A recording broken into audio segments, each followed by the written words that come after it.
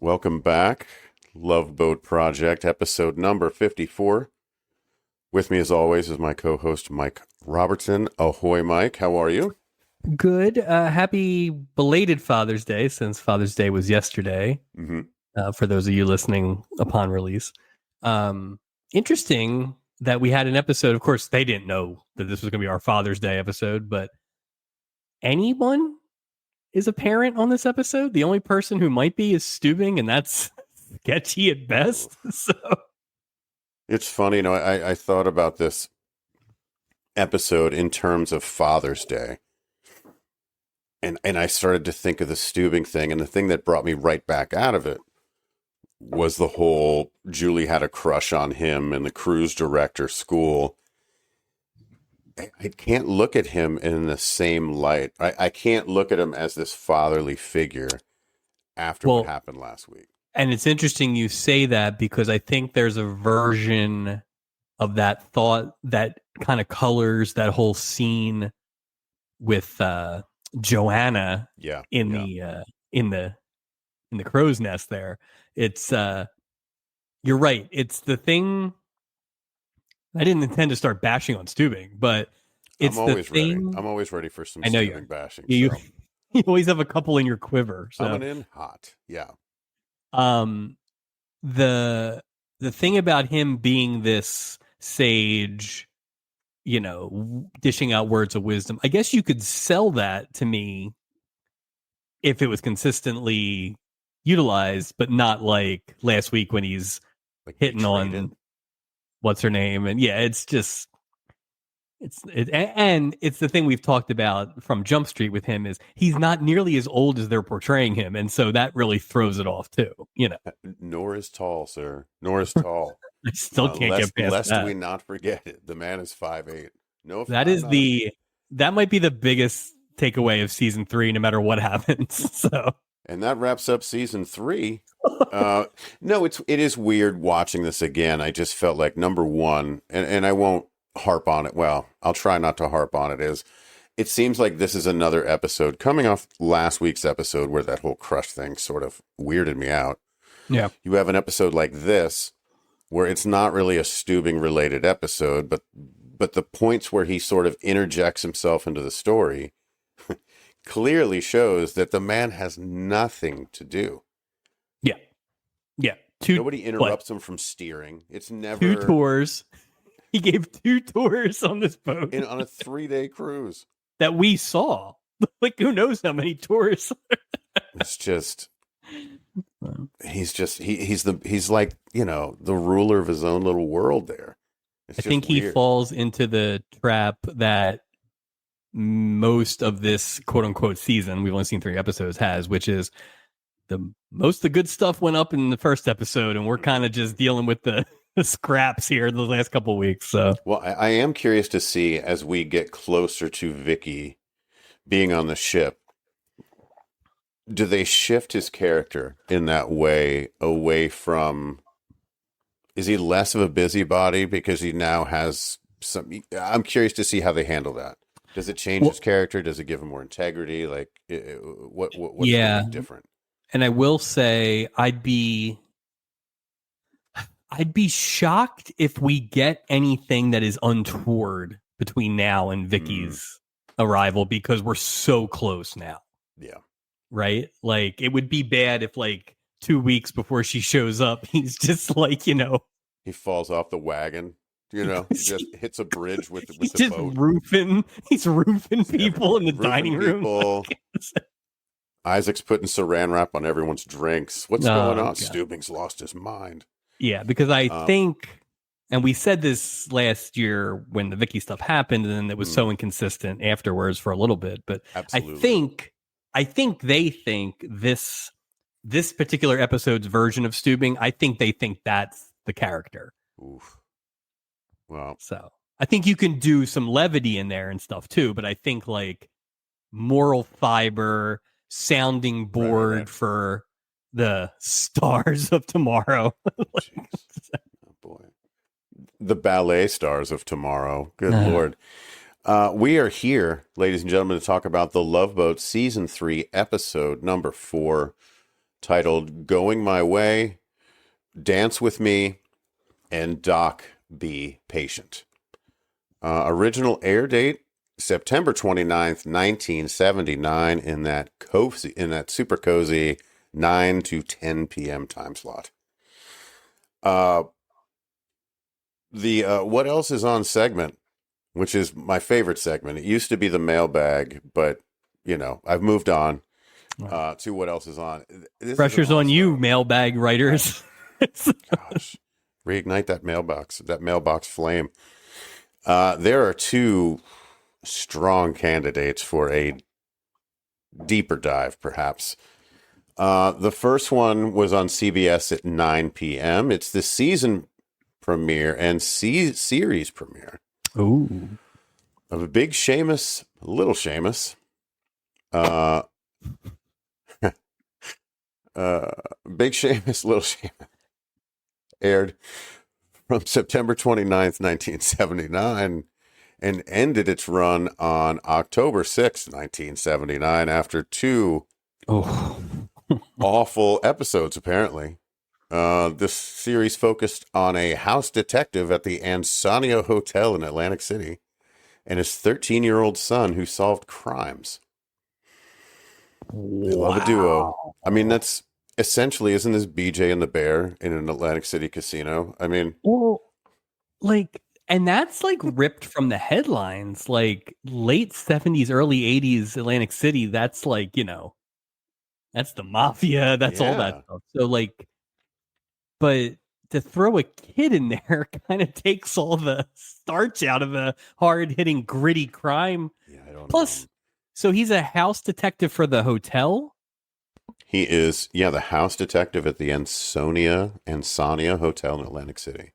So I wonder if the Ansonia Hotel has a casino. So you double your crime fighting business there, I guess. It's interesting, though, because for a character like this, let me just get to it's Brian Dennehy plays Big Seamus, which I'm like, okay, I could get into that, maybe. So, and then Doug McKeon as Little Seamus. I don't know who Doug McKeon is. It's just, that's a big name for a Is he of the McKeons? Show. Not of the Nancy or Philip McKeons, no.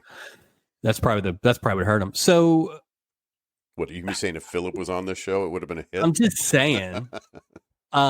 If Brian Dennehy as a Atlantic City detective doesn't work, that's not Brian Dennehy's fault. No.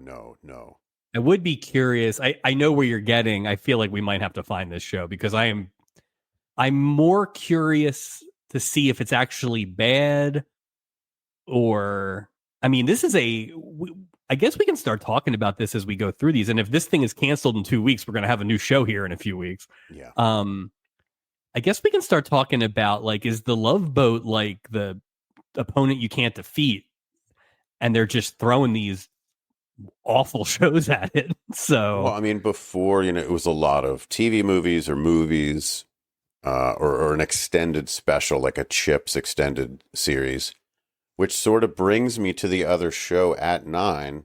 Okay, BJ and the Bear is back, and to your point. That's where it was last season too, right at 9 o'clock. Yeah. Yep. Season premiere, BJ and the Bear. And I thought about this earlier, Mike. We've talked about BJ and the Bear, and they never throw in monkey puns in the description. They very rarely mention the monkey. They don't even mention the monkey. I was thinking about this yesterday. I'm like, BJ and the Bear. The Bear could be the nickname for Doug McKeon, for all we know.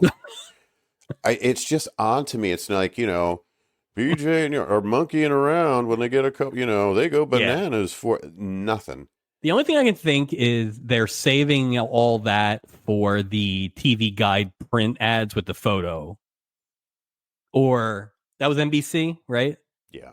So it's got to be after Punky, BJ and the Bear going bananas for I wonder if that monkey appeared on other shows. Hey, are you the Bear? I wonder. Well, I mean, it wasn't on our show. Maybe he'll be on this. Yeah. I mean, I just thought it was funny because nowhere in here, if you didn't know this show, and chances are, some of our listeners out there are not of an age where they are familiar with BJ and the Bear. if you don't say that bear's a monkey, no one's going to know. They might think it's a bear. But the funny thing is, I would say monkey the bear. Like why? Well, That's so dumb. Like they're trying to throw people off. Does he have a bear in the truck, or is it well, no? The monkey's name is Bear. and here's the Come thing on. too, is if you do know it, chances are the only reason you do know it is because there's a monkey in the truck. Right. That's what I'm saying. It goes back to that. Oh, okay. I see now. It's visual. It takes 2 seconds. I just always anyway. Season premiere, episode 1 of a 2-parter. Ooh. Titled Snow White and the 7 Lady Truckers. Oh, I hope it's Flatbed Annie and what was the other one?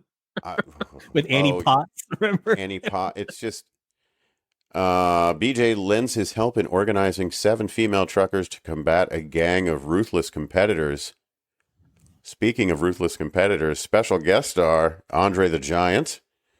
I'm assuming he's a ruthless competitor and not a one of the he's not. There aren't 6 other giant female truckers. He wouldn't be a villain. A face wrestler wouldn't be a villain. Well, he was a villain in the Incredible Hulk, though, right? So maybe. It was 79 too. This is before. Oh, this is way before his heel turn. Yeah, he was just like the attraction thing. That is. You know what it is? I bet you he played a bad guy that at the end, like his heart of gold shines through. Like it's one of those. He helped him. He lifts up an overpass so the trucks can get through. Oh, you know what he probably does? Save you. Yeah. He probably helps storm the castle. That's probably what he does. Oh, absolutely. And he went and part of it crumbled and he saved them by holding it up and he went down with the castle. I'm the Dread Pile. You know what it is? It's Ogre. It's like the story of Ogre as if it's, told in another way.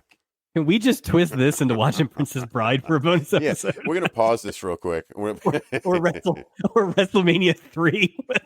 Either way, I'm all about that. I would be thrilled to watch either or both of those. The going back to Big Sheamus, Little Sheamus.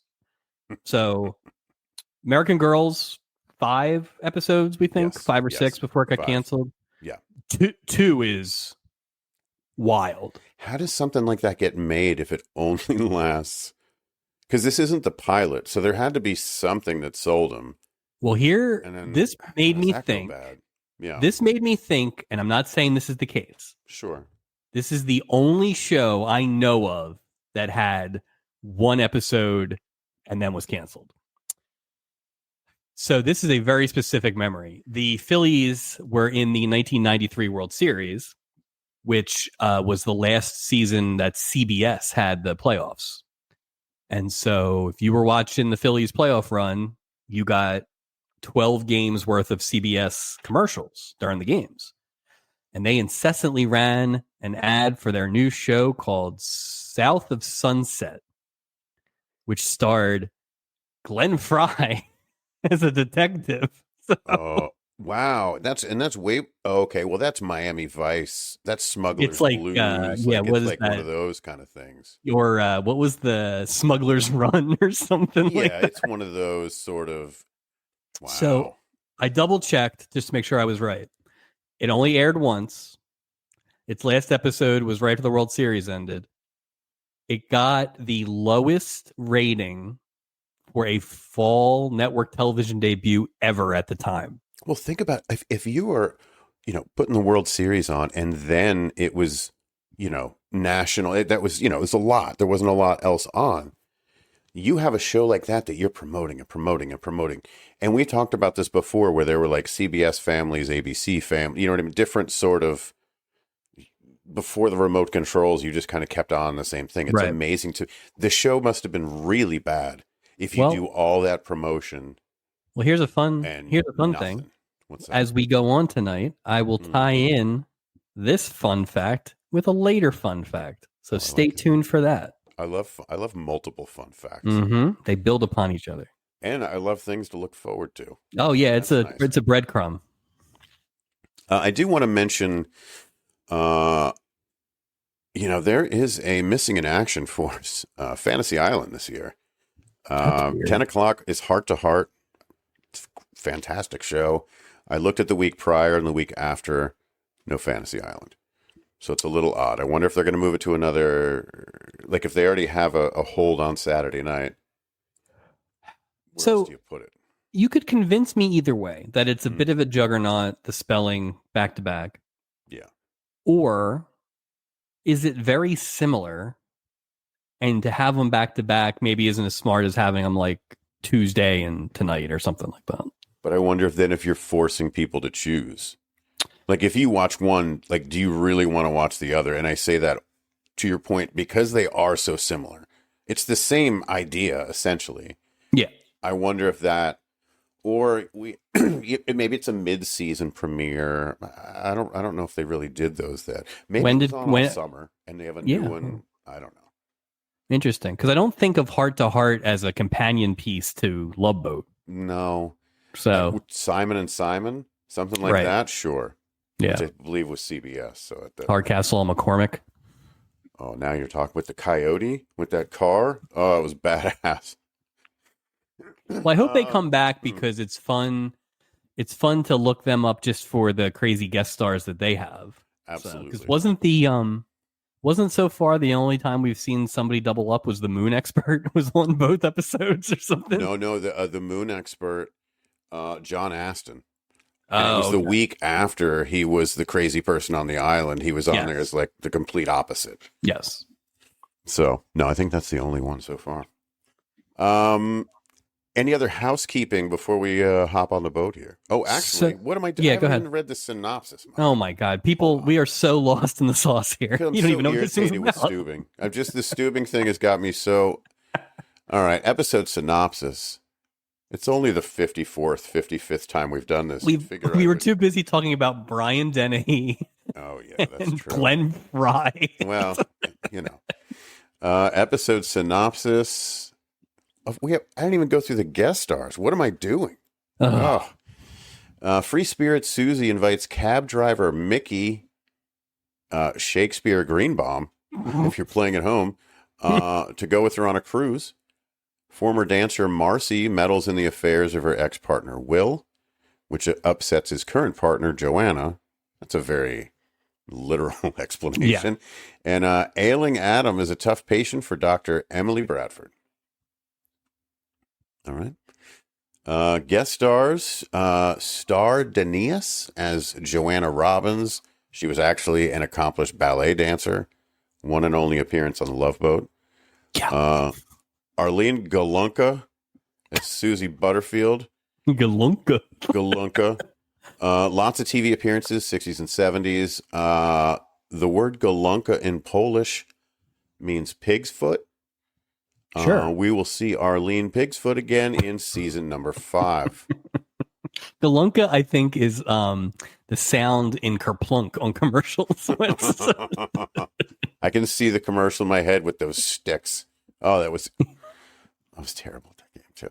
But Buddy Hackett as Mickey Shakespeare Greenbaum. Let me ask you: do you think he was miscast in this role based on the age and the looks of Susie, Arlene Galunka? So you do a lot of heavy lifting with her free spirit character. But I will say this was a early King of Queens type scenario. Buddy Hackett was really good, surprisingly. But yeah, it felt it felt a little of a stretch. Not a lot, but a little. That was,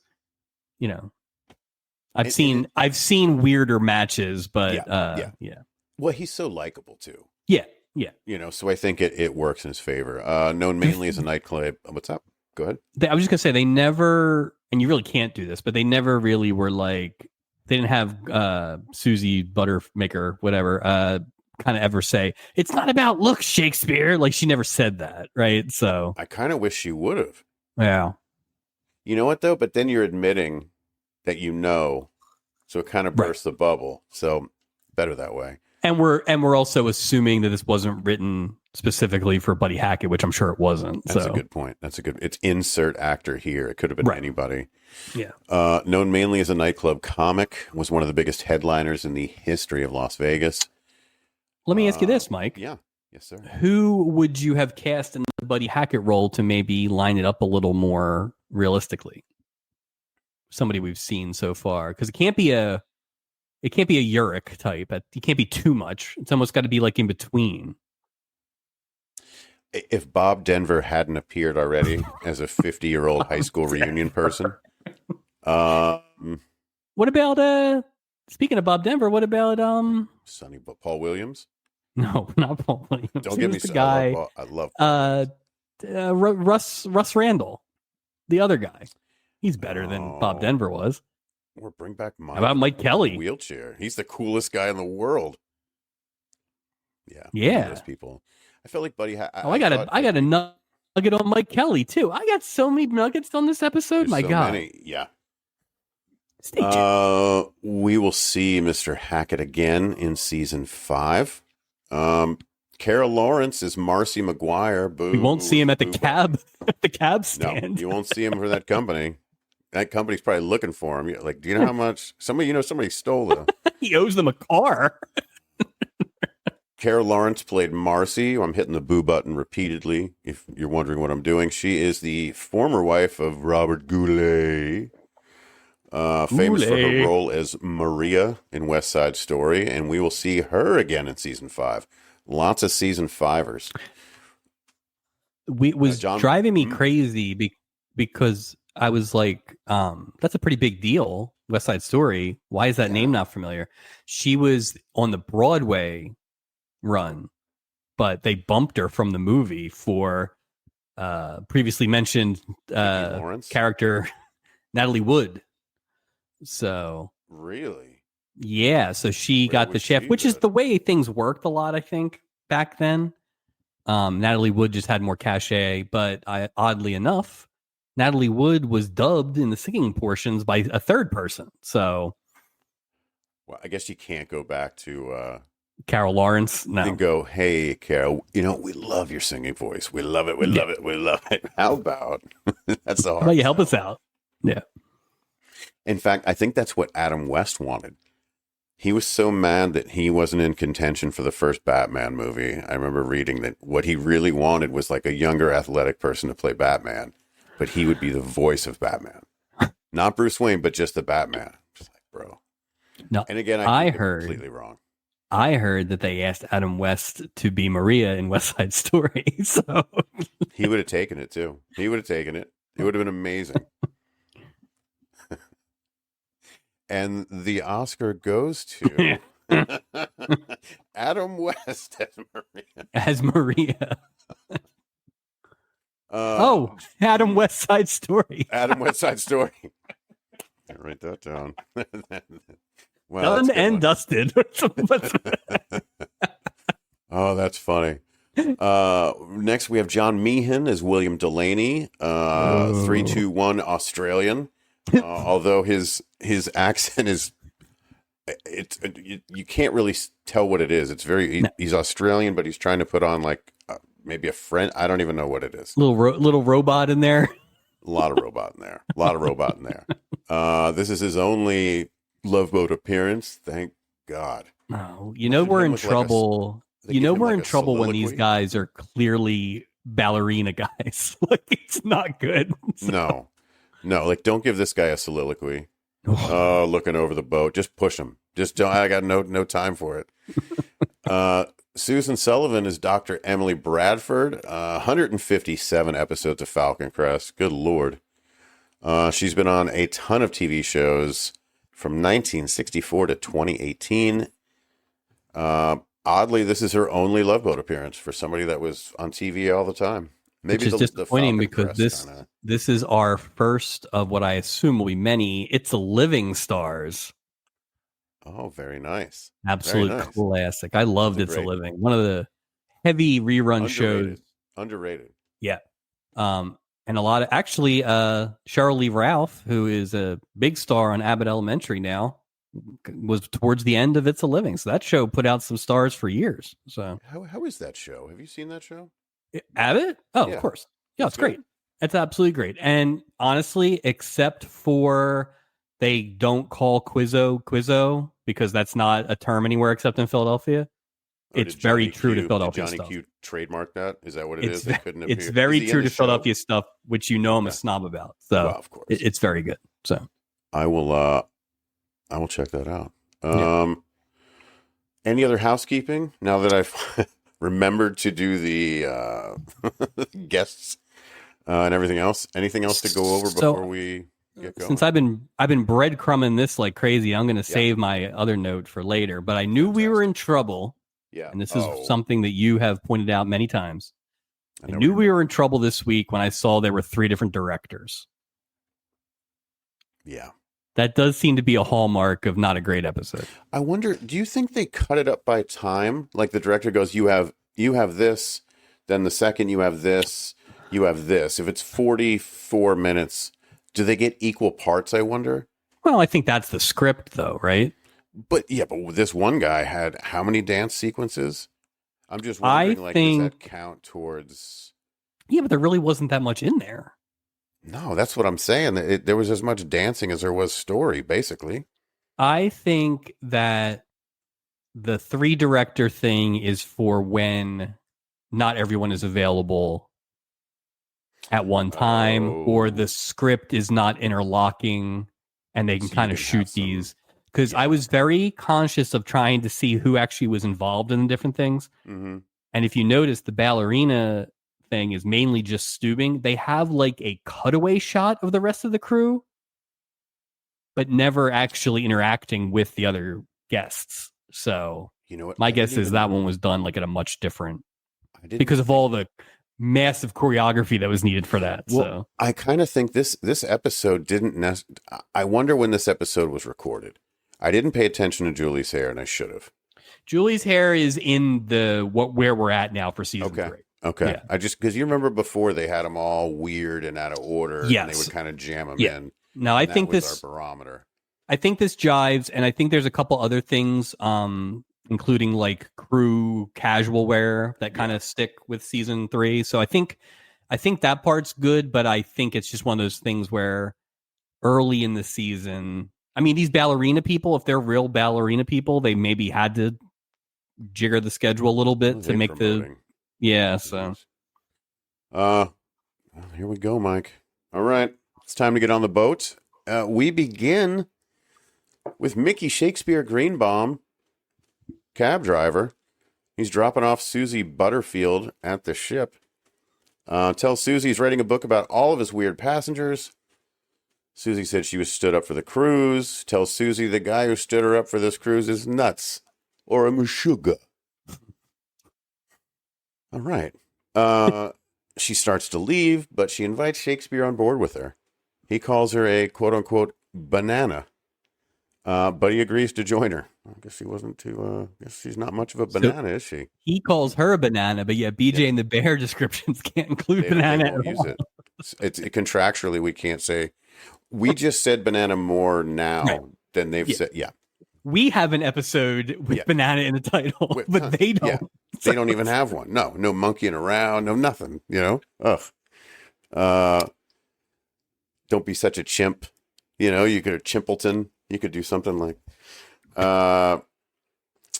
he calls the taxi dispatch, tells him the cab won't steer, and says, bon voyage. With the windows down, I might add, Mike. Yeah. He didn't even roll up the windows. I think he left it running. Just torch it, right? That would have been great if the episode ended and they came back and it was just a pile of fire. Lay off like the e-brake and it just goes off the end of the dock. That's great. Steubing. Nothing to do again, because why would you have something to do? Because they're about to leave on a ship. Steubing recognized a woman named Marcy McGuire. Steubing's nephew is studying ballet in New York. Here's lie number 1. Steubing says his nephew is taking him to see her many times. The timeline doesn't add up at all. Many times. There's no way it could be many times. It was once. So, first of all, giving him points for continuity. We've been talking about streaks a lot, and a couple of our streaks didn't make it this week. But the continuity streak, I'd like to now introduce, which is up to 3 weeks in a row. So, I like that. Points there. Mm-hmm. But It's at most, I would think, if you figure the Courtney Steubing storyline was in the middle to end of season 1. Yeah. This is the beginning of season 3, so year and a half, let's even say 2 years in show life. She's probably only, unless Steubing's going to see the same performance like 6 times, which I guess is possible. Like a stalker. Sure. Right, like a creep. Or he just like he saw the matinee and then fell asleep. Or they gave away a free dozen donuts every time you saw it. He was there I've been there every showing for 2 months. Yeah. It's not her. It's just somebody with like a deli cardboard sign outside of like some Times Square in the 70s. Like. And I will say this, because he has said this to her, let's keep an eye on what he's drinking this episode. Just food for thought. Interesting. I watch this man like a hawk. I will say I have slacked on the drink watch. I need to get back on that. But it didn't happen very often in this episode, I will say. Here's another streak. No captain's dinner. We're 0 for the captain's dinner so far this season. Yeah, that kind of bums me out because I like the structure of the show. People come on board. It's we get you to the room. There's some dinner. It's Mexican fiesta night or whatever the hell it is. To me, that was like the anchor in the mid part of the show. Yeah. You had all the introduction of the stories. The captain's table is a must. It's it's such an opportunity to advance multiple storylines in one scene. Easy. There are 2 things that should be in every episode, which is some version of the captain's table and one scene with Isaac and a customer. Yes. These are easy and they should be in every episode. But I think there's no way we were getting a captain's episode in a 3-director episode for sure. But yeah, it would have been interesting to have Buddy Hackett mixing it up with those ballet folks. In uniform, and he was going to be in uniform too. What a great thumbnail that would have been. I never saw Swan Lake. Are there real birds in it? Just some dumb, just nothing. Also, Steubing doesn't strike me as the guy that's being supportive to Courtney. Supportive, like, hey, good luck, but I just don't see him as flying all the way to the East Coast multiple times to support his ballet. That's almost a better point. And a lot of effort, man. Well, I guess he's not going to Annapolis, right? Because he's studying ballet in New York. So yeah, now I guess Steubing is from New York. We haven't established that, but what? Hold on. How did they let him in a school? Let's stop pretending here. Remember, it was comic relief what he was doing. Because he's got a lot of 7 feet tall. He's in school for ballet. You don't think the Bolshoi takes a lot of letters from the desk of Meryl Steubing? He's going to be in that school for the next 35 years. It's never going to get better for that guy. So he said he was in a school. He didn't say what school. So. That's true. He's learning HVAC, but he does ballet on the side. We're almost there. What if we forgot that Courtney Steubing is a character in Fame? Remember. He's featured heavily in the Irene Cara video as well. Remember my name? Crash. just flopping around like a giraffe. Oh my God. Speaking of giraffes, William Delaney is Marcy's former ballet partner, and he's also on this cruise with his new partner, Joanne. So she knew he was on the cruise. He didn't even know she was back from Germany. So that's some stalker shit. Why not just... I'll save it. It's very stalker. Stalker. The 3 agree to meet later, but Joanna looks suspicious as William gives his former partner a kiss on the lips. That's too much, man. You know what? Normally, I think sometimes, you're a little persnickety with such things. Yeah. Kiss on the lips in front of the current partner, that ain't right. No. The most you can do is a hug that the current partner maybe thinks went on too long. You cannot. I even think a kiss in the cheek's not appropriate in this situation. I think you're allowed for that. If she's French, Yes. I think I've done the kiss on the cheek move. So, but not in front of a current boyfriend though. So that's not in front of like. Yeah. Oh, if the boyfriend's not there, you go to. Yeah, and it's fine. But like, No, you can't break eye contact with him. Well, especially because this guy has dead eyes when she walks he's got away. eyes of a shark. Just nothing. The guy's horrible. I think I figured out what's wrong with his heart. Yeah, I think we all know it. He's shark. He has to have a constant stream of salt water. That's why he went on this cruise. That's why he can't dance anymore. He has to be constantly moved. Yeah, he's hosed down. He's got layers and layers of teeth. Land shark. Ballet. Gopher and Doc welcome. Yeah, right? Well, he is Australian. You know he's had some shark encounters. Be great. William Delaney, shark attack. You think he's related to Dawn Delaney?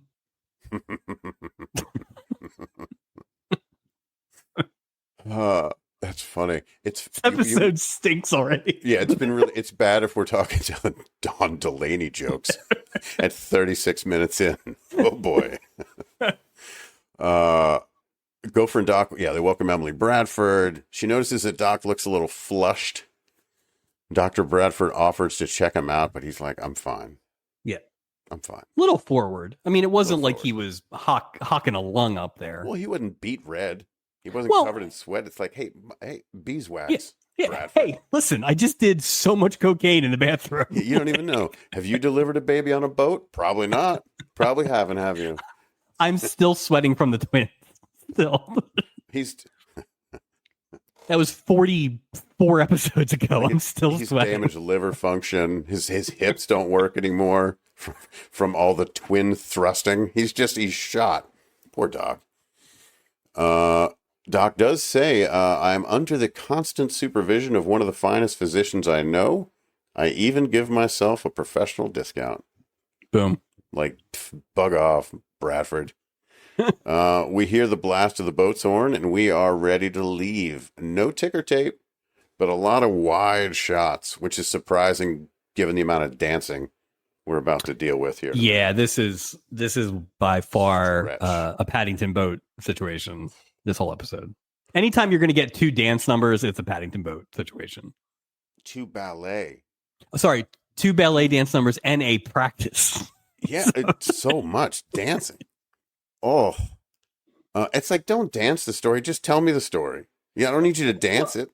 And again, it's like, if these are real people, it's very possible this was like, these were well known at the time, ballet people. This might have been a thing. But like a Baryshnikov type of thing. Like, I can't believe this guy's on my entertainment. Maybe box is he the Australian Baryshnikov? I mean, I don't know. I don't know. Might be. Maybe he's not the Australian Marlon Brando. I'll tell you that. He's not.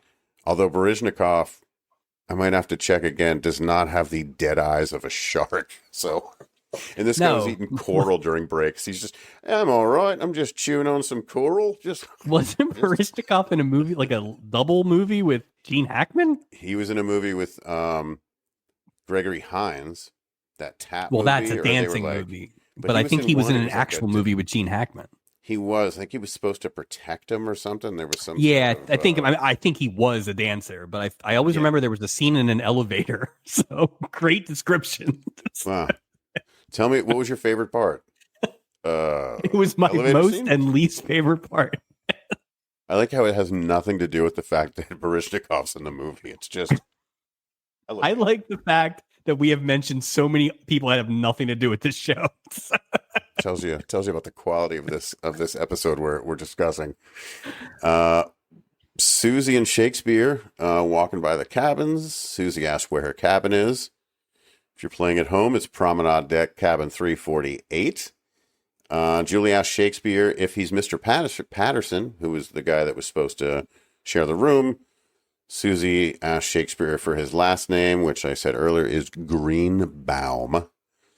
Explains they just met on the way to the ship in a cab, and Julie tells Isaac, now I've seen everything. You live in a glass house, Julie. Don't you dare. Just back up, lady. I'm really glad that the cruise director and the bartender were just randomly posted up in the hallway. Not even like a big hallway. Like that's not one of our primetime hallways. There was like one room there.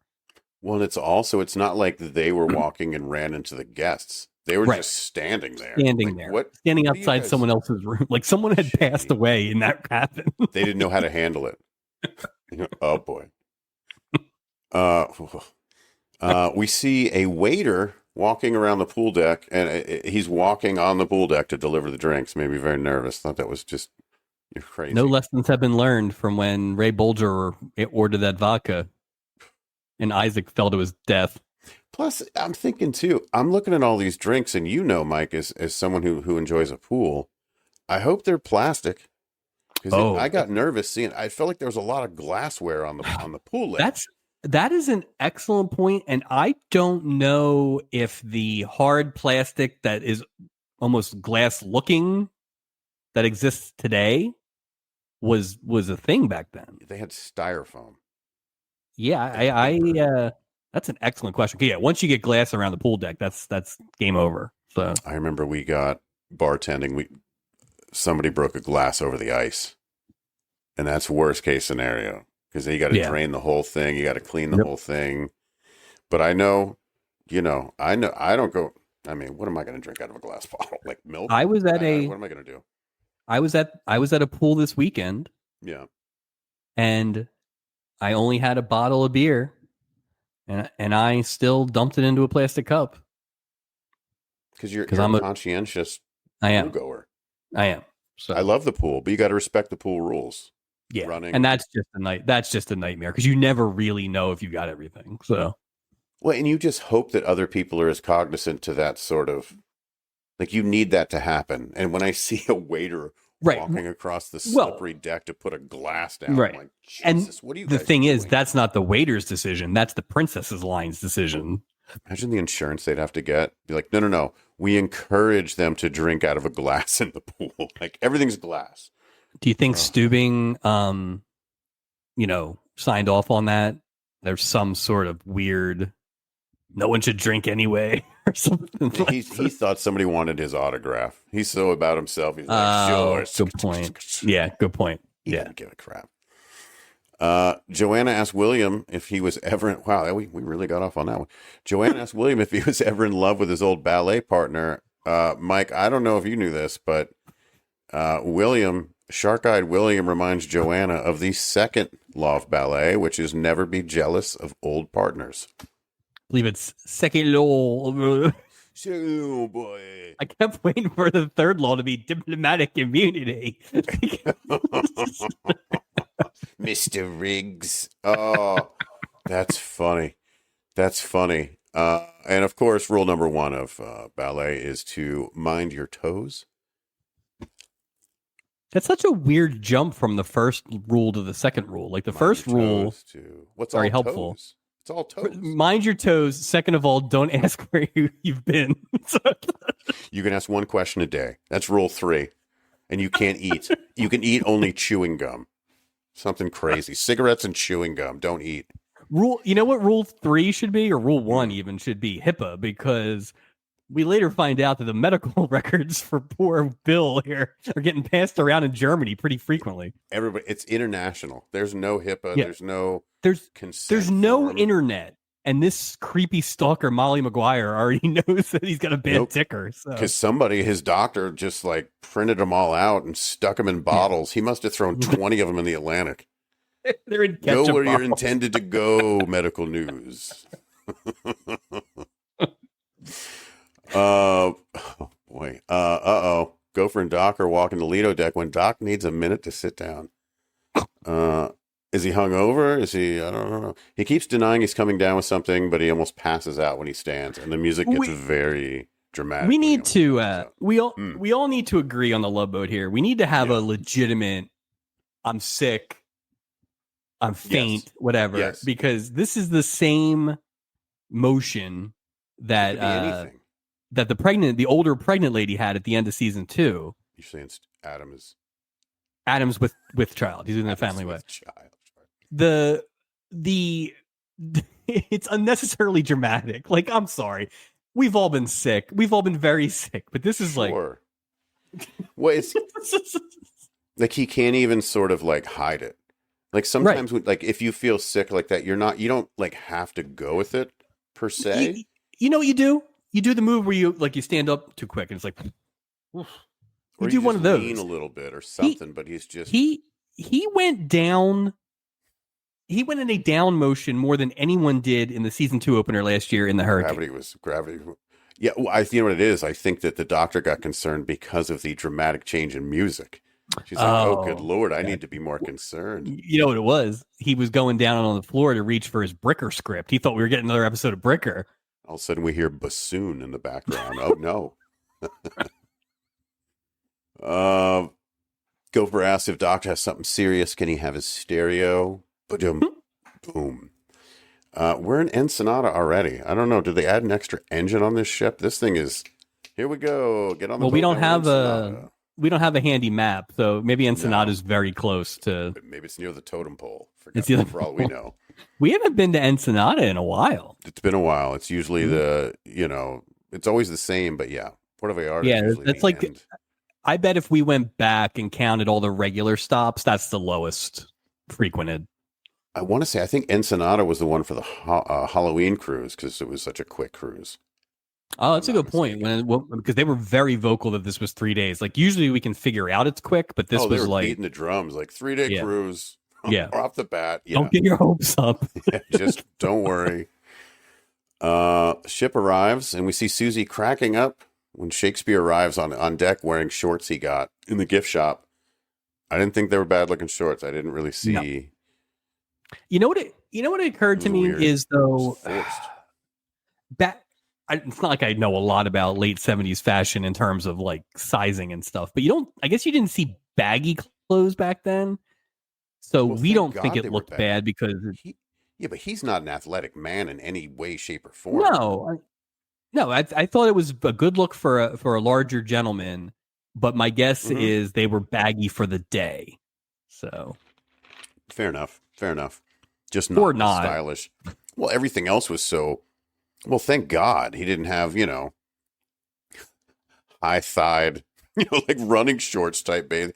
Comes out in a Speedo. It's surprising oh my God. To me. I think we've established that they have a lot of clothes on this boat.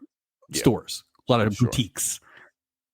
To have such a limited size option for a cruise when you are dealing with the general population is surprising. He should have had a few choices, I think. So they should have a warehouse down there with every size, top to bottom. It's a giant ship. What is more relevant to your larger customers?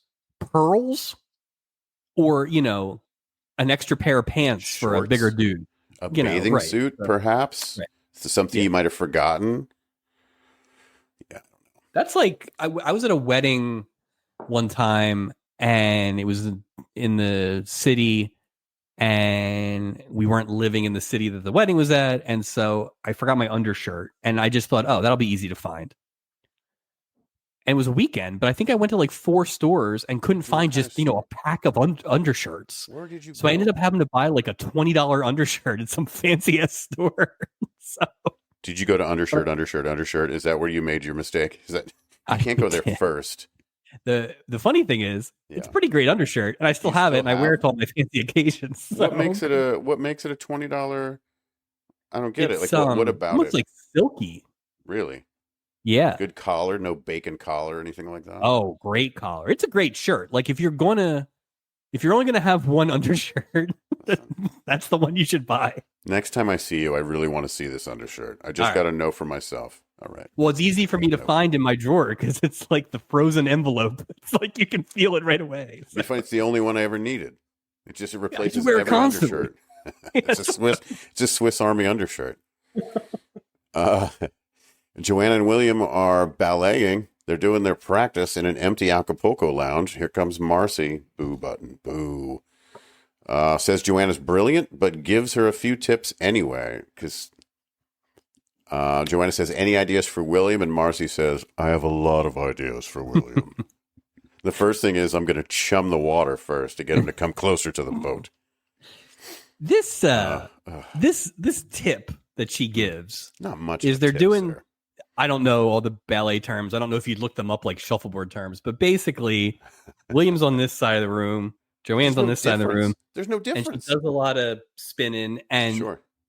initially, they were just spinning into each other, Right. and then she spins landed. into a dip, which seems like the most no shit dumb move of all time. Like, but it wasn't like when Marcy did it. It looked terribly different than when Joanna did it the first or the second time.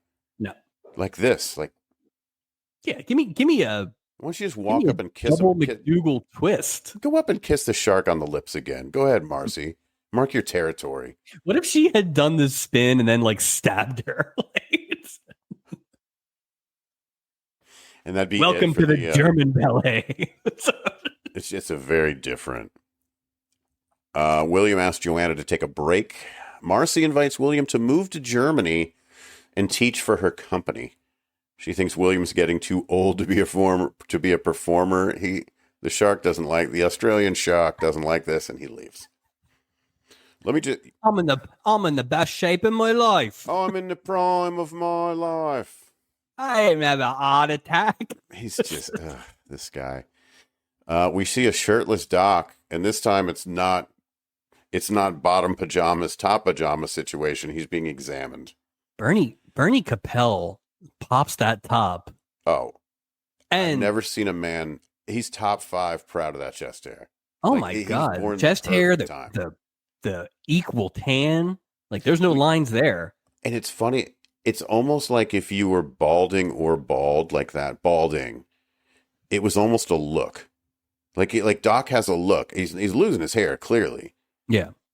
But it's just interesting to me, it's just a look. Just grow it and side part it and fluff up your chest hair, and who cares, you know? And I also think it's like Bernie Capel was like, I will absolutely be on this Love Boat show, and I'm gonna use that deck that is blinding sun get my tan in. And listen, good for him. He's 100 years old and he's still around. So he looks great.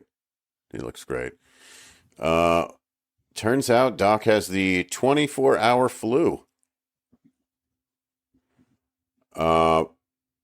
The 24-hour flu, more commonly known as the norovirus, although I will say his symptoms don't mimic the symptoms of the norovirus that's known as the 24-hour flu.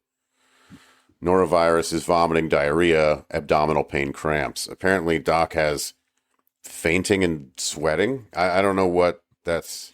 That would have been... I don't even know what those are like. That would have been a much different episode. Like, that's one of my nightmares about cruise ships is people getting sick and it just going Plus, crazy. I mean, but can you think of a worse... I guess it worked out because he got sick so early that he didn't probably see any patients. But, like, can you think of a worse... Except for, like, the kitchen staff, the doctor getting norovirus is probably the worst person to have it. Yeah. So it's interesting. So clearly he doesn't have the norovirus, but if he did, ... It's a very different show. That's Love Boat After Dark. That's a PG-13 version. Oh God, that's like an Animal House version of Love Boat. Doc resists. She wants him. Oh, she says it's highly contagious. I'm wondering how'd she determine this by like. Oh, there's no lab on board. You don't know. Anyway. How did he figure out those people were pregnant? Like, yeah, there's a lot of... With his eyes. He's like, ma'am, you either got an impressive beer belly or you're with child. No, not her, the old lady.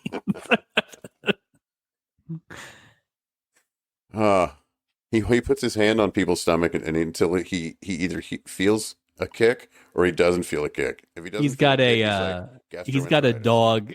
He's got a dog in the bag. That's like just for earthquakes and pregnancy. So. He sits. Let me go see if the beagle's sitting. Congratulations. Good grief.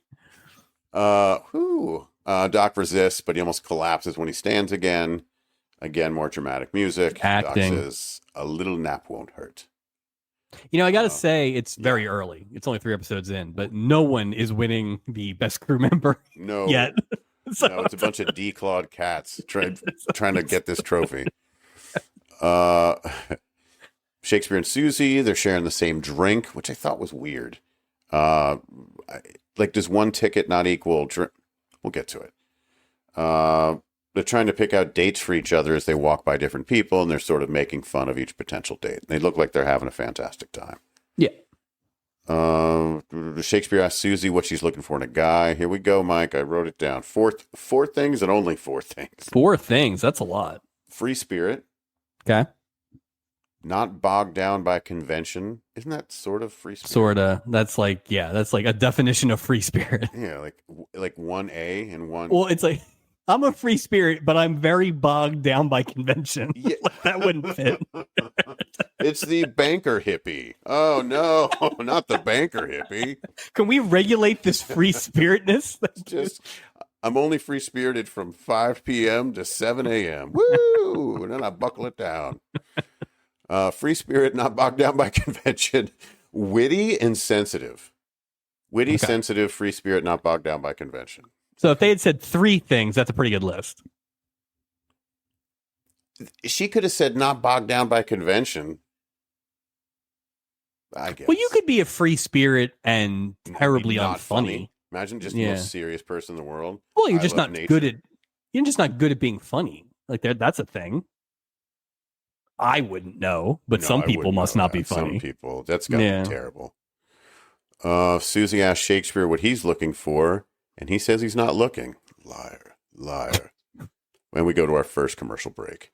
Whew, they piled a lot before that first was a commercial lot. break, by the way. That was a lot, but I will say after last week where I definitely complained a lot about how long it took them to get names out there. And this was a here's what we got. It's very straightforward.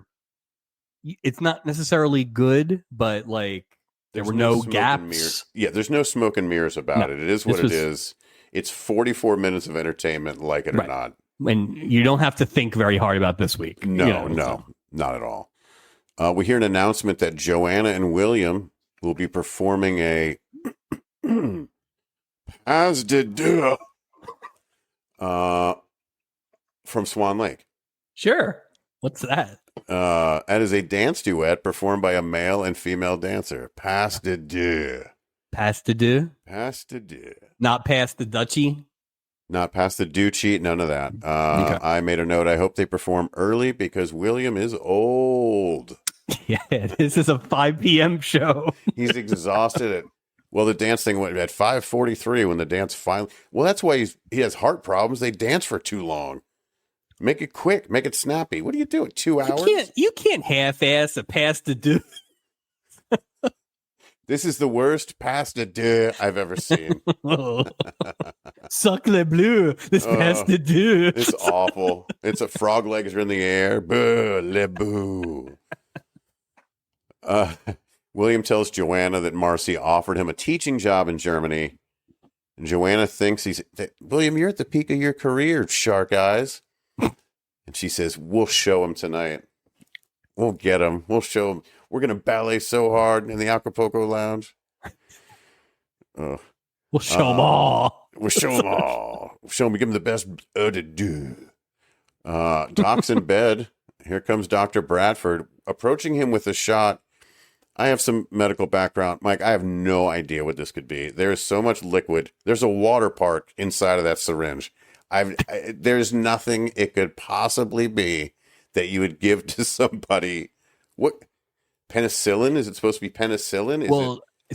Is it possible that she took it from his office? He's got his stuff there, and it's really just his jar of like moonshine or just something. To keep, something.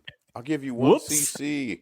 Where did you take this from? Yeah, I hope you got that in the non-marked bottle. Yeah, I don't know what. That was wild. I had to hide all my booze after Mrs. Archer came into my office. No kidding. Well, no one can find any of the medications because she shook them off the shelves. So nobody knows everything's mislabeled. God only knows what she's given him. Speaking of that, I assume that nurse that was there quit after that episode or was fired. and we don't have a nurse now, because I assume the nurse would be the one in a normal situation who would do this. And if there happens to be a doctor on board, great. But like, well, you handle it. It's the like, who takes care of Doc if there's no doctor on the boat? Well, it's just like that. There has to be like a triaging thing. You know, the nurse handles all like the not necessarily less serious, but anything, you know, a nurse, he or she can deal with all sorts of things. So it's not, you generally don't want to bother the doctor unless you have to bother the doctor coming from that environment. Well, it's not really bothering him if he's hitting on you. Well, I'm saying it, but the nurse does so much work that it frees him up. I agree. To hit on you. I agree. It's interesting because I'd love to see, like, is there a real calamity on the other side of the boat that we just never saw? They keep it hidden, like in Disney World. If you get hurt, they drag you off site. Not on this ship. There's just you know what? They're all, when everybody gets off the boat, there's just a pile of bodies stuffed in Mickey Shakespeare's cab. Like, if there's a serious injury, instead of shooting the racehorse, they throw it off the back like a bottle of ketchup. Just goodbye. Right over the tailpipe. Mm-hmm. And then William jumps in and tries to eat you with his shark mouth. Crikey. Doc in the shot, so much fluid. Turns out Doc is scared of needles. Tee. She offers to give him a big old red lollipop if he takes a shot. Gopher and Isaac show up just when Doc's, apparently his bare hiney was showing. Oh my. Made them giggle. She touches him with a cotton ball. He yells in pain, and she tells him that she was just practicing. Cut to Steubing announcing William and Joanna. Fanboy. Stupid ballet fanboy. Lover Is there of like a line? ballet. Is there like a line of demarcation in terms of cultural relevance where Steubing will announce this instead of Julie? I feel like because he gets the higher end acts, not necessarily quality, but like reputation. Every time, Vincent Price introduced him. He strong-armed the wartime singer, but he introduced Charo. He did Charo the second time or the second time, right? The second time, not the first. Yeah. I think he introduced Roxy Blue. That's it right there. You totally made the point with the April one. Yeah. Now, the first time she came on, he didn't say peep. Yeah. He didn't even know, and he was pissed. But since she's an established person, then it's like, oh, okay. You know what it is? It's the Stubby and his wife and the whole table thing all over. Yeah, it is. And there is this, and I wonder if now that he's like, if he's been to New York twice in the last 2 years, and he's the captain of the year, he's probably dining out on that captain of the year stuff too. So he's probably trying to like get in with the executives. Oh, like I'm of a higher. Maybe there'll be an even more elegant cruise that I could captain. Yeah, like I will withdraw all this criticism if he introduces the next ventriloquist act, but that's usually not what happens. No, they'll have like Gopher introduce that act, just because Yeah. We see Susie standing outside, and here comes Shakespeare. He needed clothes, and he's dressed in a full dress white uniform. Costume? He gets these from Julie. Julie ran into him on the deck and said she could take care of helping out with clothes for tonight. So I assume that meant they have tuxes, or like That's what I would think. Or like literally, it's you go to like a steakhouse and they give you a jacket and a tie, right? Like the fact that they gave him a uniform, first of all, probably not legal. Like, that seems like a shady thing. It does seem like a shady thing. Like, this isn't a military vessel, as I say a million times, but it is something where if you give this to this guy and he pretends to be an employee of the boat, that could lead to some stuff. Hey, Mike, I've seen this play out in a far more sinister way. I don't know if you remember ex-Navy SEAL Casey Ryback. There were some all bad guys that had fake uniforms just like this. Just saying, let's keep our eyes peeled. So all these things are just bad action movie plots now. Just throwing stuff. Mickey Shakespeare Goldblum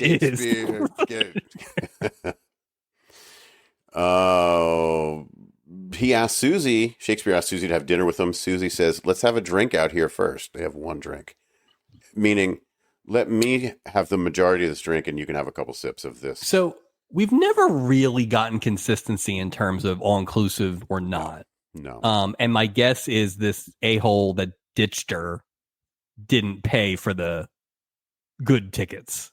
So that's my assumption is that. We've never seen a cash transaction at the bar level, have we?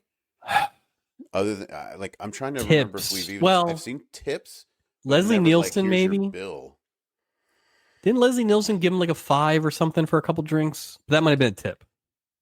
Yeah, I don't know. Yeah, it's not consistent.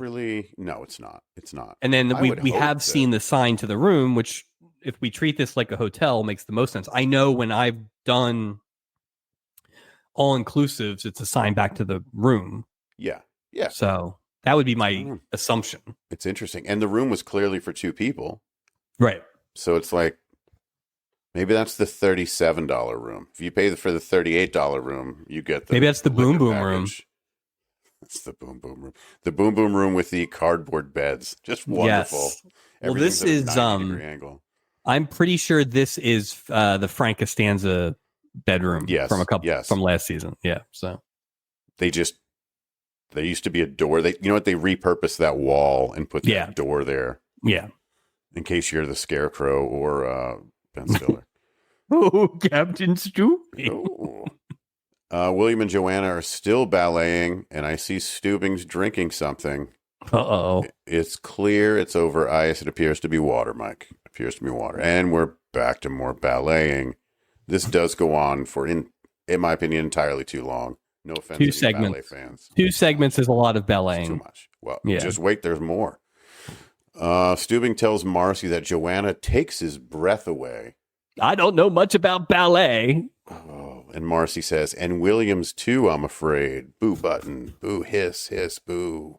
Steubing doesn't even pick up on that part. Well, it's like, Marcy's like, Joanna's literally sucking the life out of that shark. I got to get him to teach before she drains his life force. Like, what do you do? What is going on? My bed in Germany is cold and lonely. What? It's just, Steubing takes Joanna away to tell her how breathtaking she is. Also, Marcy's the only one yelling bravo. Is it appropriate for people in a standing ovation?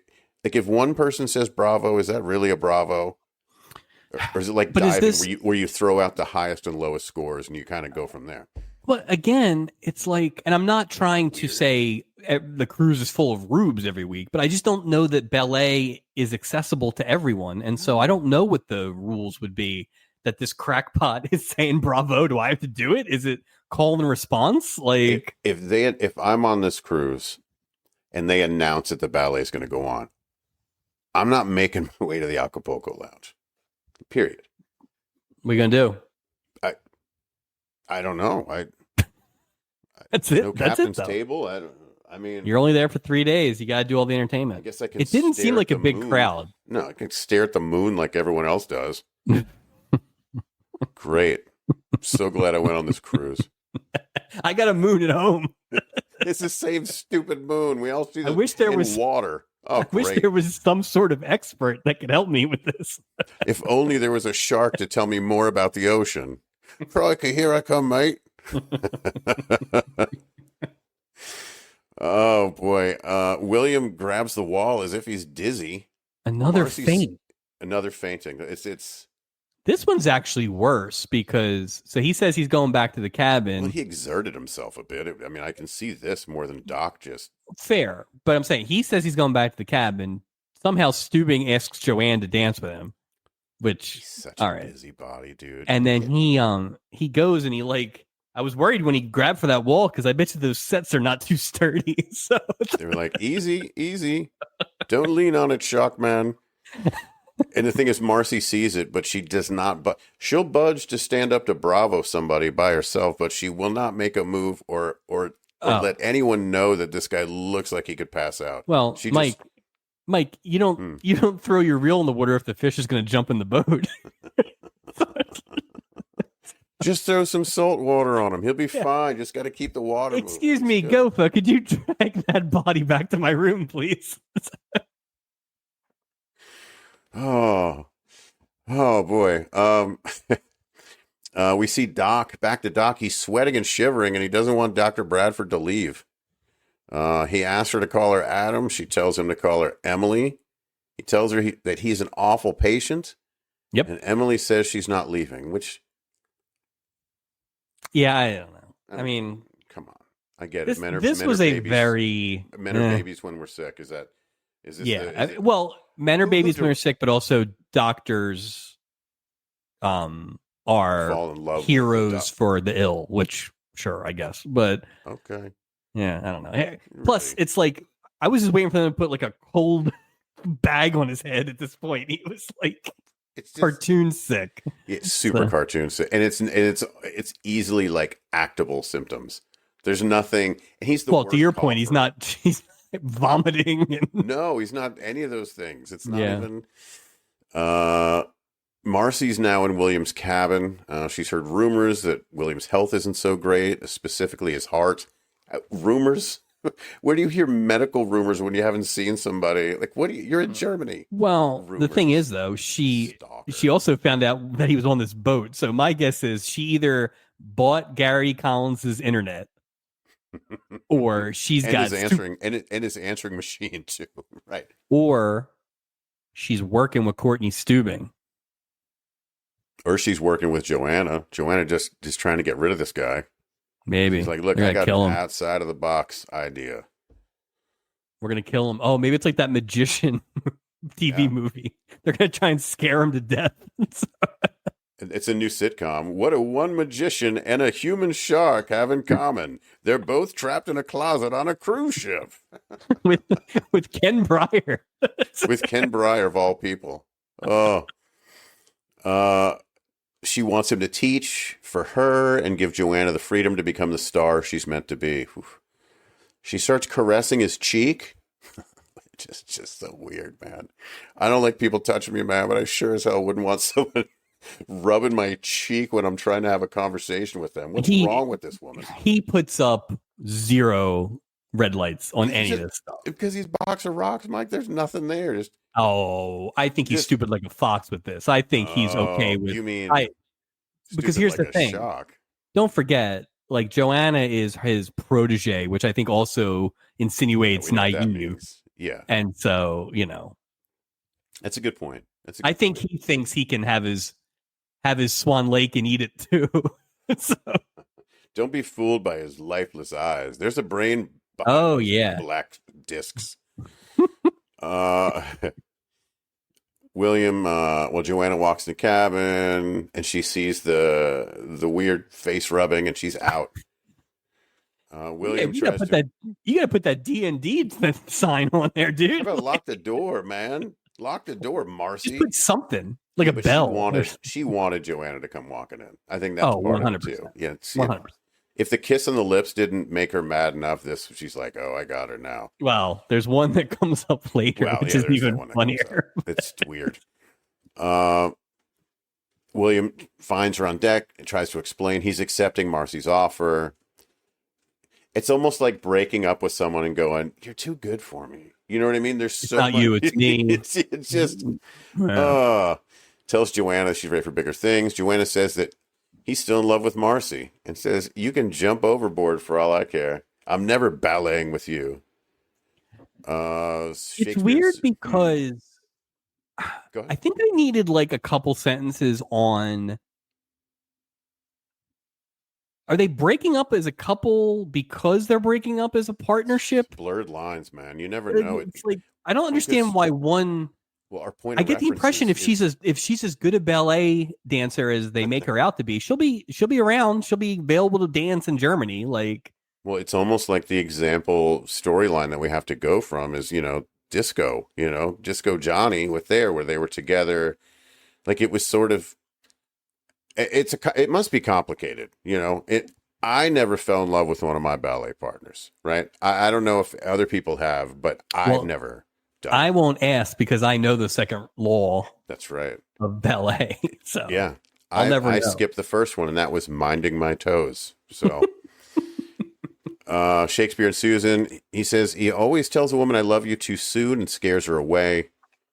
Susie is the opposite, says she believes it when a man tells her that he loves her, and she ends up with a broken heart. They say how glad they are to be on the cruise together. This is nice. No smooch. Susie cries, telling Shakespeare how much it hurts because the guy who was supposed to be on the cruise ship said he loved her. Shakespeare says, I know exactly how you feel. Miscast or not, it's a sweet storyline. Yeah. No one's getting hurt. It's very, it's great. It's almost very sweet, endearing, like, and again, it's low calories. Like this whole, it's basically the endearing version of the Doc storyline. It's just a little better, but Absolutely. it's like, it's nothing complicated. So like no smooch attempts at this point. You know, there's no like awkward misreading at this point. So it's a nice storyline. And you know what's interesting too? We talked about this with the wife from the Ropers who was aggressive, remember? Yeah, very aggressive. And she announced that she was aggressive. And that covers a lot. And I think Free Spirit does a lot of the same heavy lifting where you can kind of not have to worry about some of that. A path. Like you don't have to worry about all the rules anymore. Exactly. Perfect. Second commercial break. Woo. Ooh. All right. Next morning, we see Susie in a bathrobe. Uh-oh. We see Shakespeare in a bathrobe. What? Uh-oh. And she said, you're a Das protest too much. Yeah. You're a terrific writer. No, it wasn't that. Oh, I think it was. I think they hooked up. Oh, yeah. Yeah. You do? Yes. No. Oh, are you saying that because he said I love you? Yeah. After the thank you for last night. They both show up in robes. He goes to love too fast. Oh, She's a free spirit. So you're saying the bathrobe in and of itself is the symbol? I think the bathrobe is a version of Jamie's thing about the getting dressed, putting the clothes back on. Yeah. Fair enough. Because they didn't explain away the bathrobe, which we have seen in other episodes. Yeah, didn't even dawn on me till you said that. So. Shakespeare tells Susie he loves her.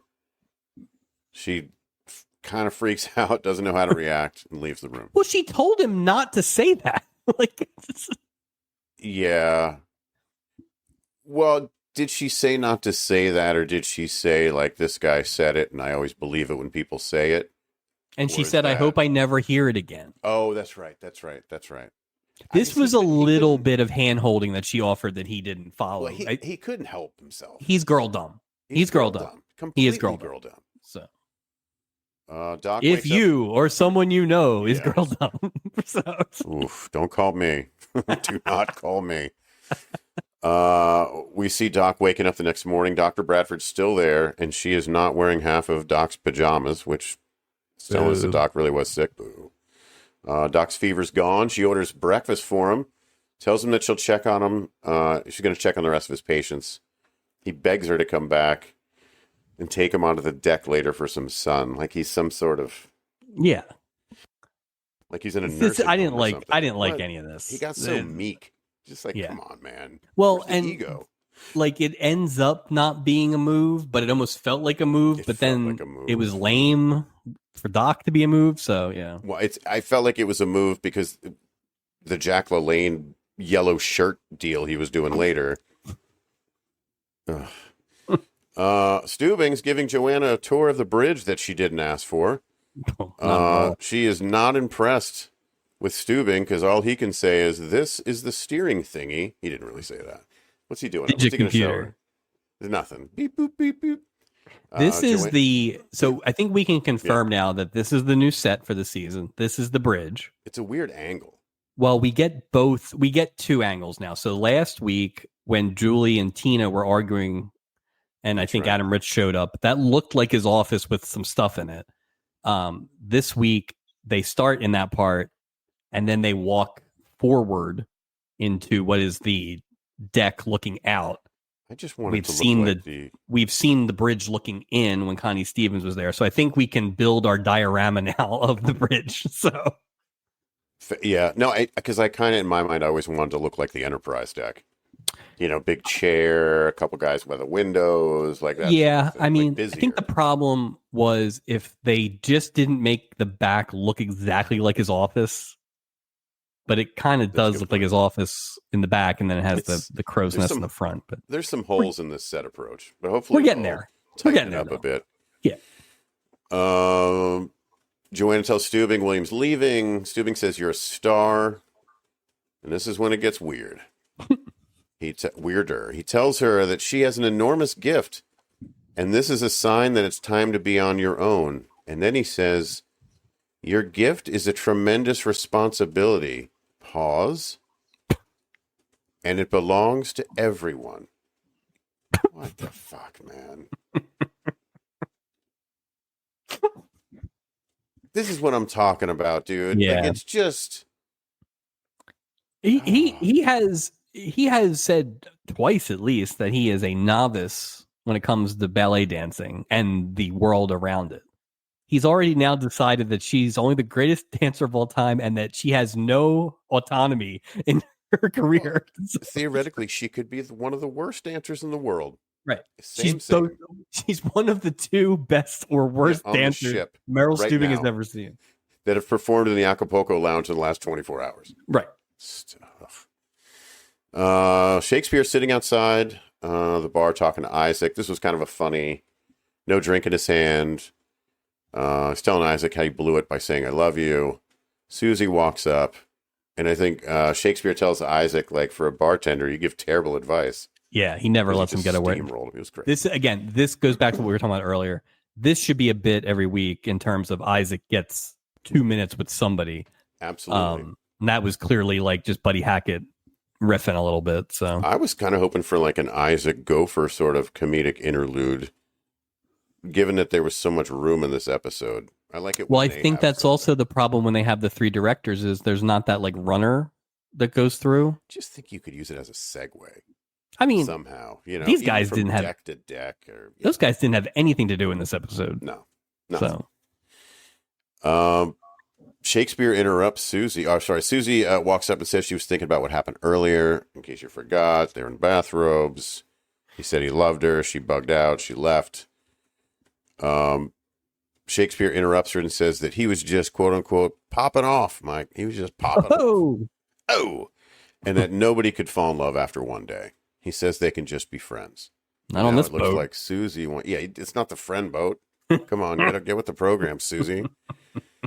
Doc is on deck now, lounging under a blanket. He's smitten with Emily. It's clear at this point. She arrives. Steubing arrives to take her on a tour of the ship. Here we go again. This guy is such a blocker so many times. It's like, two what are you tours doing? on top of each other. You just finished one a minute ago. What are you doing? Like the ballet that she's going to do hasn't even been announced yet, and he's already on the second tour. And plus, what's the tour? This is the bridge that I don't work. Here's the pool. What? And you know what else too? You know who gets these tours? Attractive women or children. Yeah, there's never, no never middle. Just a regular dude. What if I want a tour? Yeah, no, you don't. There's nothing to see. It's nothing that's really lame, actually. You want to see the big book of shipwrecks? It's one of those. Get you in the old. We hear the announcement now, the official announcement of Joanna's solo dance from Swan Lake. Great. Was that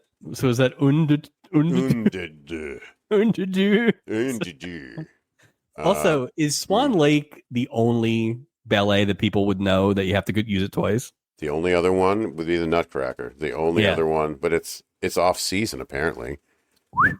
I guess you can't do March of the Sugar Plum Fairies in May. I guess that's just bad. That's just bad balleting, I guess. Disappointed. They only got the rights to one. Just ballet. to one. Yeah, you can only say it twice. Shakespeare and Susie are on deck. He tells her how much fun he's had, tells her that they're pals, no pressure. Susie says she's glad he came with her. She tells him to kiss her. He gives her a peck, and then they start smooching like there's no tomorrow. They get over it real quick. You know what? That is a man who is not bogged down by convention. No, there's no convention in those lips. We go to our third commercial break. All right. We're rounding That's third crazy. here, Mike. It's just crazy that I know we have another act left, and I'm like, why? You could have right. I feel the same way.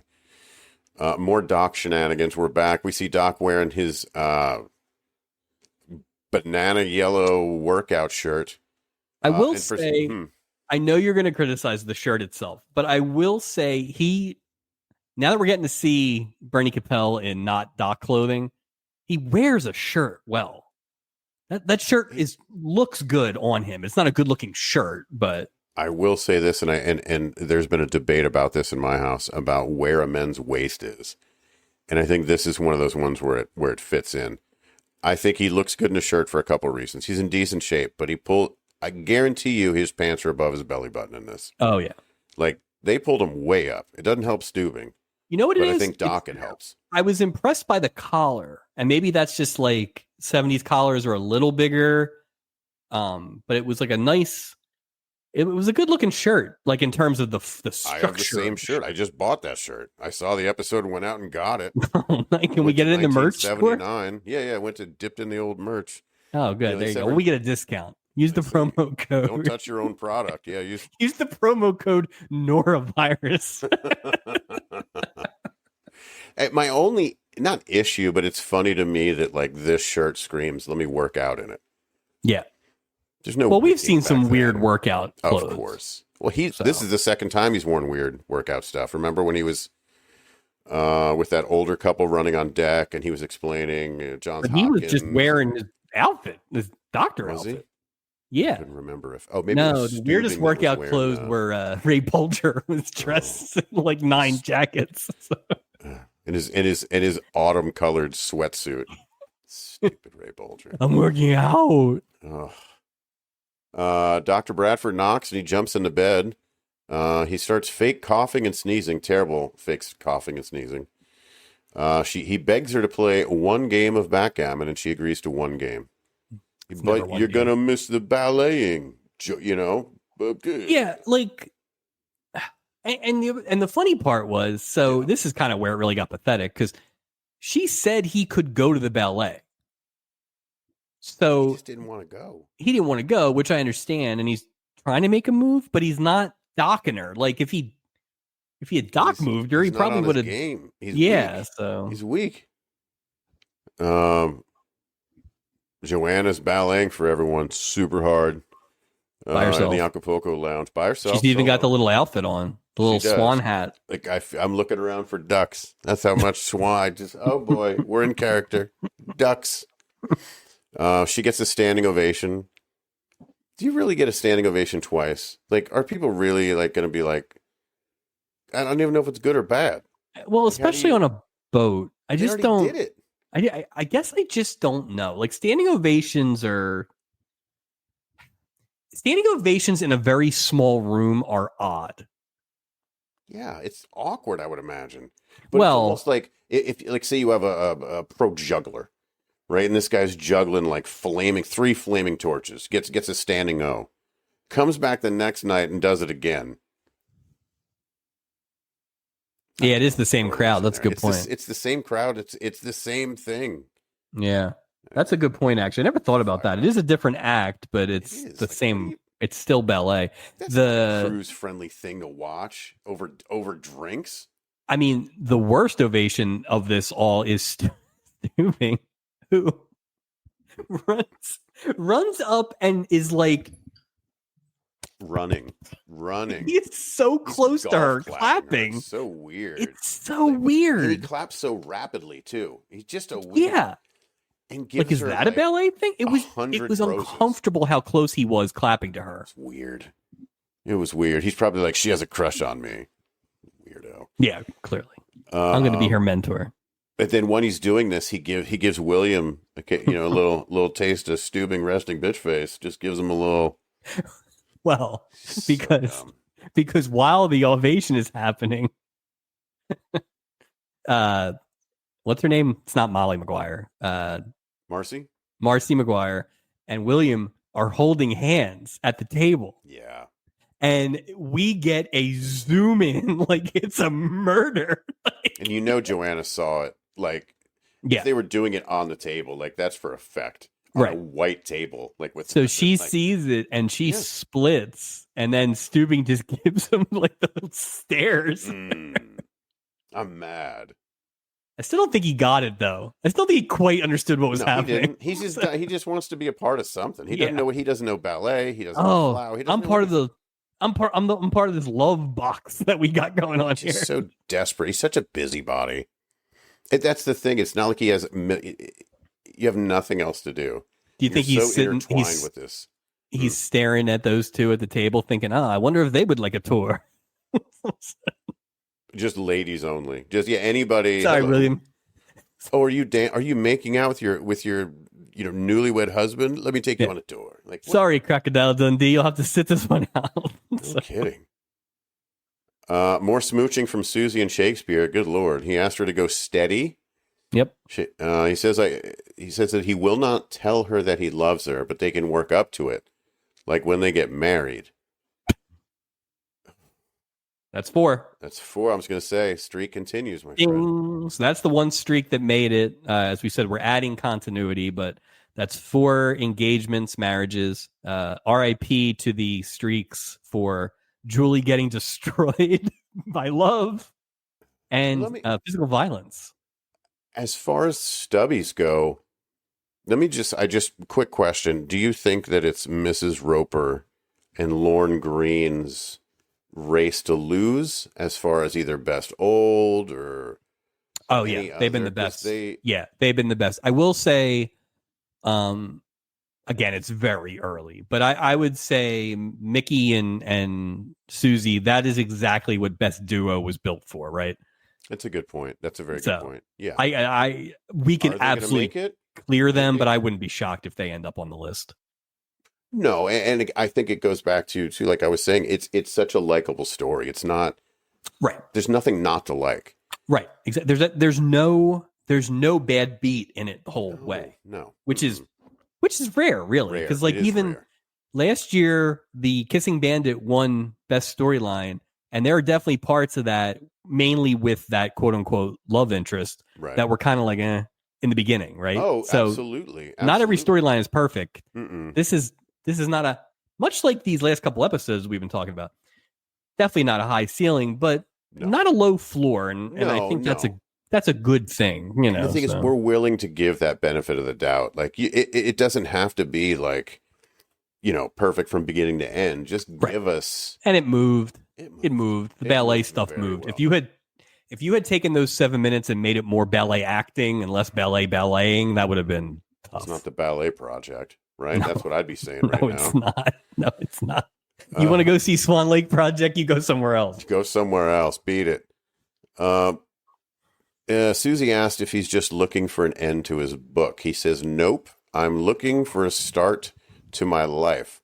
So don't say you love her, but say, I want to spend the rest of my life with you. Right. Okay. All right. Fair enough. He didn't say I love you. He didn't say He's not bogged down in convention, Mike. Nah, you can't. Try it. Try to bog me down. You can't. We're back in Doc's cabin again, and they just both look drunk from backgammon. It's a lot of backgammon. Doc gets this weird, why are you treating me like this? Says he loves her. I'm looking away from the screen. I didn't like this. Dude. This was a gopher storyline. Yeah, but I know it had to be Doc, but it did. But the thing is, this should have happened when he was all delirious and sweating. And then I would have been like, okay, that makes a little more sense. Yep. No, I agree. Go, sorry, I was out of it. But he's not. And that's the thing. Like, they land the plane, they explain it. So, but the getting there was. I thought it was a lame. I just thought that the timing of him doing this was. It needed something else. He needed to be sicker, I think. Or you're right. He needed to be like delirious and doing that. I wouldn't have hated a dream sequence, honestly. Him calling Isaac Gopher and Gopher Isaac, like just to establish he's just. Or you can't give me one and it's like her on a pedestal, like an angel wings or something like that. It goes back to what the hell was in that syringe? Nothing. Nothing at all. Nothing at all. Don't worry about it. Just like hand gel. That's it. Yeah, it's sanitizer. We just need that. She's not even a doctor. She's a butcher. That's the other thing too. There's no license check. There's no license presented. She didn't have a stethoscope. Like, Like, we don't know that she really was a doctor. I would feel better if she walked on the ship with a stethoscope on, because in my mind, then like every doctor should walk around with a stethoscope. It's like, oh, you're Well, it's like the clearly a priests, doctor, right? or you like to listen to things. One or the other. I don't know. You're a priest, exactly. Oh, I'm a safe cracker. Right, right. You got like this earpiece. I look at jewels, and you got the thing. Make it. I want I want everyone to be identifiable like a Fisher Price toy. Like we It'd know be that's great. a construction man right there. It'd be great if next week they don't even mention it. Just she's in the credits as your ship's doctor because she killed Doc and took his job. Sodium pentothal. That's what It's was like the talented Mr. Ripley. Emily asked Doc, "How many of your patients fall for you?" Uh-oh. She explained that this is the all same of them, thing. baby. All of them. Oh no. Bubble burst. Emily explained that this is the same thing. He says, "You're not in love with me." Gopher, Isaac, and Julie show up and take Emily to get a drink. And Doc takes out one of his writing kits. Yeah, I guess from the desk of Adam Bricker. And tells Gopher that he has some apologies to write. Mike, what's the over-under on the apology letters? Can I get a... So it depends. Jeez, I don't even know what he's apologizing for. Right. Yeah. Is he apologizing for this specific issue or just general stuff? I don't know. It could be two very different numbers or the same number. I don't even know. Oh, I think it's two very different numbers. I think like these crushes are like old ladies that he's got to write back to. So, Dear Mildred. Yeah. That just made me laugh. Joanna finds William in one of the lounges. You know where this is? What's that? I'm pretty sure this is the place where the villain got slapped. I think you're right. I was actually hoping we were going to get a slap. I thought we were going to get a slap. I really did. I think when that episode aired, I thought it was the Pirates Lounge Cove. It still might be, but I'm also thinking of it as Slap Lounge. So it's funny. She says goodbye. He tries to say something, but we all know sharks can't talk, Mike. Right. I don't have the words. Yeah, and she tells him not with words. And that's where I thought she was going to get slapped. Yeah, she begins making out with that shark in a very weird, aggressive. It was wild. Like what's rule 2 of the? What's rule 2 of ballet? I don't know. It's and this is like there were 4 or 5. This is why I thought he was a robot because he's emoting just by. Yeah, that's what with the shark. That's what I'm saying. Yeah. There was a shark, a robot, a shark, and a little bit of a Christopher Guest character. That if you're not going to go back and watch this episode, that's what he was. They didn't even give this guy a script. They were just like, just wing it, right? Go ahead, shark man. He didn't have a lot of lines in this. I mean, let's be honest. He could have kangaroo down for it. It's awful. We go to our final commercial break. We're in the home stretch, sir. Let's wrap this thing up. Ugh. Susie and Shakespeare leaving, and apparently they're getting married. But do they have a ride home? Is he blacklisted from other cab companies? Depends how much gas was in that cab. I mean, they may go out there and it's still running. I think it's not. That cab wasn't it a Studebaker? It was like the one that the Muppet guy drives, basically. That cab is in the L.A. harbor. I don't know what's out there, but I don't know what it's. Yeah, God only knows. Sorry. Susie asked him if he ever thought about writing any children's books. He says one, and she says one at a time. And Buddy Epson goes, whoa, whoa, whoa, and runs the opposite direction. Wait, time out. What? Yeah, go ahead. Yeah. Hold on. It's Buddy Hackett, not Buddy Ebsen. That's a much different character. Or are you saying that Jed Clampett just runs into the back? Yep. He was playing him the whole time. If it wasn't for your meddling kids. William and Marcy see Joanna leaving, and William says it's hard to see her go. Is it? Is it really, William? But I love watching her leave. Leave. Good day, right. Also, he's agreed to go to Germany to teach. The whole thing seemed odd to me, and I will touch on this in one of the later segments that we're going to talk about. I have something to say about Marcy. Emily's leaving. Steubing thanks her, gives her a free cruise. Great, thanks. Emily fair. agrees. I think that's fair. It's fair. Because we It's don't fair. really know how much he had to do, but If you're yeah. covering patients, Because maybe this is the now, here's my question. one cruise all hell breaks loose. To my memory, Yeah. is this only the second free cruise that's been handed out? It was Radar Yeah. and this. Wait, So no. Didn't they invite what's his name? Larry Storch's family back on a cruise because they all had to sit for the No. chicken and the sauce. They were all in one room. I No, thought they paid it with Oh, the that's what it casino was. winnings. You know what it is? That's right. That's right. I thought there was something. No, there wasn't. No, Yeah. they should have been a free They cruise. should have but it been. wasn't. Yeah. I think that's only the second free cruise. That's a big comp, though. Free drink, I get that. Free cruise, that's a big comp. But I bet you Stubing's got all sorts of. Oh, he's fixing. I mean, we assume all these friends get free cruises all the time. So He gives out backpacks with all this Dunkin' Donut dollars that he's been collecting over the years. I would just be pissed if I was Radar and I got wind of this, that she just had to like check a couple patients and he had to live in filth for 3 He's like, days. you understand? This male dog had babies. How come nobody's talking about this? And you serve me brown liquid at the captain's table. I tried to get what was O'Rourke's magazine? Wasn't Scuttlebutt. Scuttlebutt. What was? Yeah, Scuttlebutt. No, that was Vicki Lawrence. Oh, I don't remember what Vicki O'Rourke was Lawrence. writing for, I don't but remember either. anyway, she was going to write Like that tell-all scam. about it. Radar probably gave her the tip. I wish they would write that tell-all. Emily agrees to spend the weekend with Doc. He tells her that if she falls in love with him, he won't say anything to stop her. And that is the end of the episode. I wish they would throw popcorn in the air. I love that freeze frame. When Julie threw the book, that was the best freeze awesome. frame we've had. That was awesome. Yeah. And that wraps up, man. That wraps up The Love Boat, Season 3, Episode 4.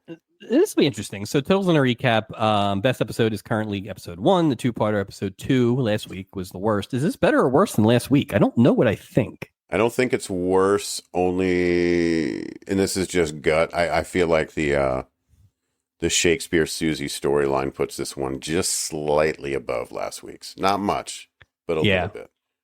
I think you're right. I think that's the best of the 6 storylines involved in the last 2 episodes. I agree. It's got a similar vibe though, in terms of I think we may have mentioned it where we were like, was the first episode so good that we're going to pay for it here a little bit? We kind of are, Mike. We kind of are. Now, I'm not worried yet because, as we said, they're not good, but they're not aggressively bad or annoying, or I don't hate watch them or anything like that. No, me neither. I will be a little disappointed if next week is bad, and I don't know if you have the look ahead, but yeah. So I'm excited for some of the people that are on next week, and 3 in a row. I'm going to start treating this like a heat wave.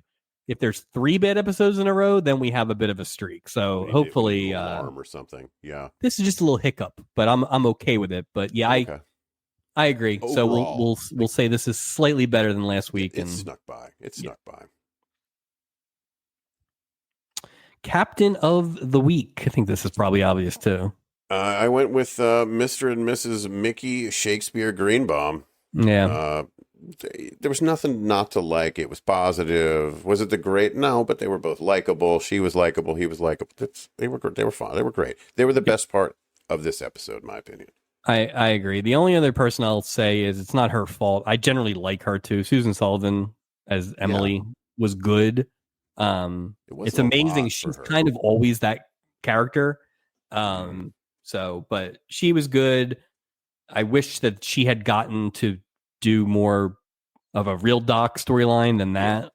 But I enjoyed her acting chops. Same here. Walk the plank, worst of the week. For me, it's Marcy, and I just want to explain that like you said before, unannounced. If she wanted to offer this guy the job, how about a letter? Like, if you don't know his address, how do you know he's on a cruise ship? A phone call? It was just kind of, just boo. I just didn't, I didn't. I don't know if I just didn't like her character. I don't know. Maybe somebody else in that character would have been a better fit. I don't know. I don't. But again, I don't know. It was just. I didn't like her. I'm going to agree with that storyline, I'm also going to pay off all the breadcrumbs I laid out earlier in the episodes. Watch this tie-in. Here we So go. I agree. I'm going to go with the storyline itself. Although it's funny, the actress who played Joanna ended up being way better than I expected when that thing started. Not that she was great, but she was just so much better than the other two. Yeah, I agree. There was definitely like 2 or 3 things missing from that storyline to make it work. Everything happened too fast. Like, that guy didn't push back on taking the job almost at all. At all. Not even like, oh, I need some time to think about it. Right. I definitely needed something to resolve why they had to break up and quit working together. So just a lot of missing pieces. The writer of that storyline, someone named Carmen Finstra. This is the 3rd episode they've written. The previous 2, couple memorable ones for us. They wrote the Patty Duke, Ricky Nelson, Double Amnesia. I like that. That's one of my favorite episodes. And then storylines, yeah. And this talk about 2 sides of the same coin in one episode, one storyline. She wrote the reunion, the high school reunion. She wrote the Mike Kelly bit. But that also features that awful couple who felt guilty about dodging the draft. Maybe she got stuck with that. Maybe it's a Heat. Sorry, I apologize to Carmen Finster's a Heat, but yes. So talk about 2 sides of the coin. So Carmen Finstra is back for 2 more episodes, including one storyline in next year's season opener, and then they leave. They go on to be a producer on The Cosby Show, which obviously is a big deal, and then became the creator of Home Improvement. Wow. Yeah, which is quite a turn. So I don't know if they were like involved in the stand-up scene. I don't know if that's somebody who like thought Tim Allen could be a TV star and really was the one behind it. Who knows? But boy, you talk about some monster shows. And to really finish this baby off, watch this magic.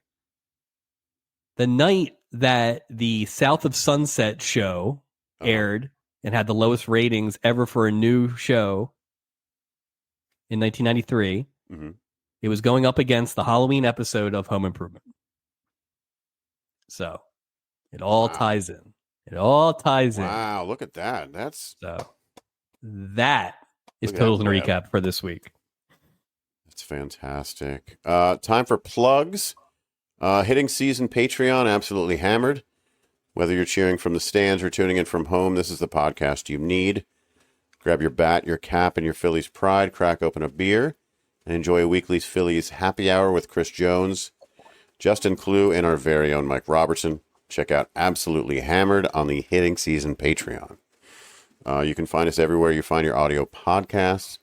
iTunes, Spotify, YouTube, iHeartRadio, Podcast Addict, Amazon Music, Podchaser, Player FM, Pocket Casts, Deezer, and my new favorite, Listen Notes.